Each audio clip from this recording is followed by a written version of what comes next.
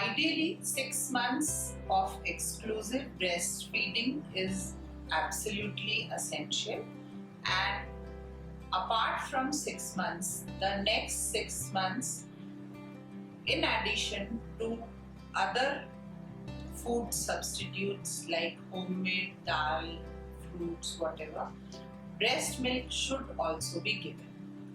Medically speaking, 12 months is what is recommended that the baby should be breastfed as far as possible, and extended breastfeeding, that is 12 to 24 months, is also recommended if the mother can do it, if she is not a working person, and if the amount of milk continues to be sufficient.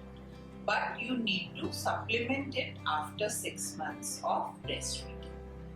After that, the baby needs solid foods also.